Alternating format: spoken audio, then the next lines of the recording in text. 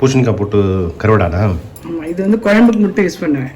குழம்பு கருவாடா? குழம்பு கருவாடா இது வந்து நல்லா இருக்கும். இதில் வந்து பூசணிக்காய் போடுறோம். வெங்காயம் வேணாலும் வெங்காயத்தை பொடி பண்ணி நறுக்கி போட்டு பண்ணிக்கலாம். நான் வந்து பூசணிக்காய் போட்டு வச்சுப்பேன். ஆனால் இது என்னன்னா ரொம்ப நாளைக்கு இருக்காது. இது ஒரு 3 மாதம் வெளில வச்சுக்கலாம். ஒரு 6 மாதம் வந்து நடுவடல் வெயில் வைக்கணும். வெயில் இல்லைன்னா ஃப்ரிட்ஜில் ஃப்ரீசரில் வைக்கணும். அது ஏன்னா இதில் வந்து பருப்புலாம் ஜாஸ்தி கொஞ்சம் ஆட் பண்ணுறோம்.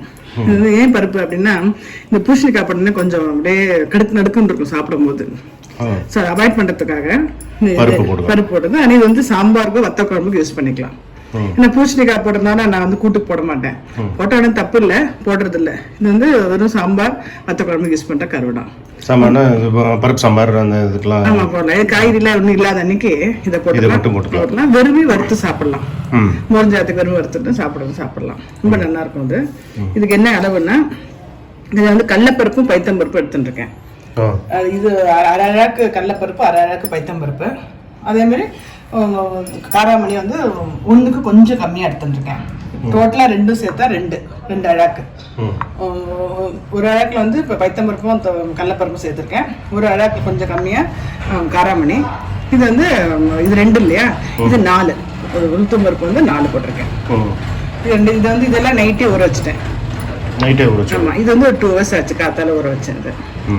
அது அதுக்கு எவ்வளோ தேவையான அளவுக்கு மிளகாய், அப்புறம் கொஞ்சம் பெருங்காயம், கருவேப்பிலை, உப்பு இதெல்லாம் அரைச்சிட்டு இது என்ன பண்ணணும், சீச்சுட்டு நல்லா சீச்சுட்டு அந்த ஜலம் வரும். அந்த ஜலத்தை இதிலே விட்டுலாம் அரைக்கும் போது. இந்த சீச்சுன்றதை லாஸ்ட்டில் கலந்துட்டு உருட்டி வைக்க வேண்டியதான். இது ரொம்ப நல்லா இருக்கும். இப்போ நான் வந்து கிரைண்டரில் போட்டுக்கிறேன். ஃபர்ஸ்ட் உளுத்தம்பருப்பு போட்டுக்கிறேன். இதுவும் காய வைக்கணும் இல்லை? ஆமாம், வெயிலில் ஒரு 3 நாள் காயணும் இல்லை? 3 நாள் நல்லா வெயில் இருந்தால் 3 நாள் போடுறோம். இல்லை 4 நாள் காய வச்சு நடுவில் வச்சு அப்பப்போ வெயில் வச்சு எடுத்தோம்னா ஒன்றாகாது. 1 வருஷம் வச்சுக்கலாம். வெயிலே இருக்காம டப்பாவில் மூடி வச்சிட்டோம்னா கொஞ்சம் லேசாக வண்டு வந்துடும், ஒரு வாசனை வந்துடும். அதனால என்ன பண்ணுவேன்னா நான் என்ன பண்ணுவேன்னா போட்டு வச்சுட்டு ஒரு ஃப்ரீசர் சின்ன பாக்ஸில் போட்டு உள்ள வச்சிருவேன். நான் ஃப்ரீசருக்குள்ளே வேணுமோ எடுத்து பொரிச்சிக்கலாம். ரொம்ப நல்லா இருக்கும். அது வேணுங்கிற வெங்காயம் போட்டுக்கலாம். ஓகே, கிரைண்டரில் போட்டுறேன்.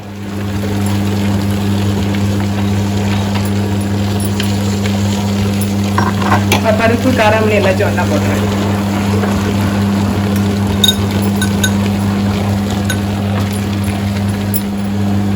உப்பு இது சீச்சுன்ட்டு கொஞ்சம் ஜலம் விட்டுருக்கோங்க, பரவாயில்ல, அப்படியே போட்டால் ஒன்றாகாது. இப்போ இது வந்து இப்போ அந்த பெருங்காயம் அந்த கொஞ்சம் மஞ்சள் சீச்சுன்னு இருக்கேன். இதை போட்டுட்டு அதையும் போட்டு எடுத்து வச்சிடறேன்.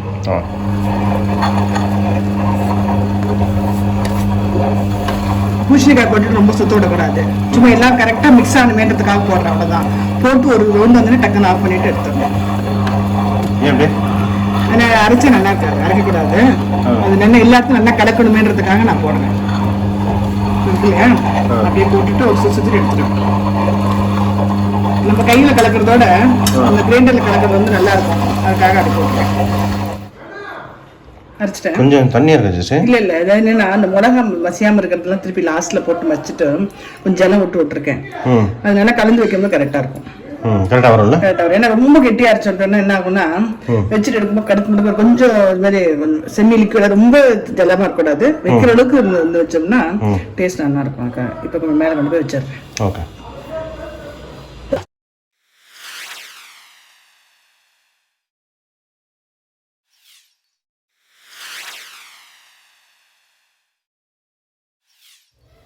இது பாருங்க, இந்த குழம்பு வடான்னு சொன்னாலே குழம்பு வந்து அது வந்து காஞ்சிட்டு 3 நாள் ஆயிடுத்து.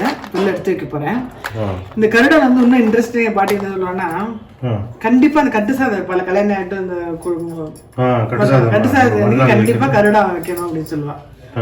இதுக்காக வந்து போடுவான். கல்யாணம் அப்படின்னா எங்கள் அத்தைக்கெல்லாம் கல்யாணம் ஆகும்போது எல்லாம் நான் இருக்கு. எங்கள் பாட்டி வந்து போட்டு கொடுக்கணும், டப்பா நிறைய கொடுக்கணும் அப்படின்னு சொல்லிட்டு டப்பாவில் வைப்பா கருடாத்தை. கல்யாணம் முடிஞ்சிட்டு போகும்போது கட்டு சாதத்தோட இது இருக்கும். ஆனால் இந்த பூசணிக்காயிலேருந்து ஆட் பண்ணிருக்கோம். நம்ம எல்லாரும் நிறைய பேர் வந்து வெங்காயம் எப்படி ஆட் பண்றது மம்மின்னு கேட்குறேன். இப்போ இந்த பூசணிக்காய் ஆட் பண்ற மாதிரி வெங்காயத்தை ஆட் பண்ணி இதே மாதிரி பண்ணலாம். இது வந்து வத்த குழம்பு சாம்பாருக்கு நம்ம வந்து யூஸ் பண்றது. நான் இன்னொரு வீடியோ நிறைய பேர் கேட்கறதால இன்னொரு வீடியோவோ இந்த மாதிரி வத்த குழம்பு இல்லை சாம்பார் வச்சு காமிச்சிட்டு ஒரு கூட்டை பண்ணி காமிக்கிறேன். திக்னஸ்க்காக கொஞ்சம் கடலைப்பருப்பு போட்டிருந்தேன் நான். ஏன்னா பூசணிக்காய் போட்டால் என்ன ஆயிடும்னா கொஞ்சம் ரஃப் ஆயிடும். சாம்பாருக்கு வந்து பருப்பு தனியாக போடணும் அவசியம் இல்லையா? சாம்பார் வந்து வேற கொஞ்சோண்டு போடணும். சாம்பார் போட்டால் பருப்பு போட்டால் தான் சாம்பார்னு சொல்லுவாள். இல்லைன்னா வத்த குழம்பு மாதிரி இருக்கும். வத்த குழம்பே சாம்பார் மாதிரி நல்லா டேஸ்ட்டாக நல்லா இருக்கும். சாம்பாருக்கும் போடலாம். இது வந்து இந்த வேலை. ஓகே.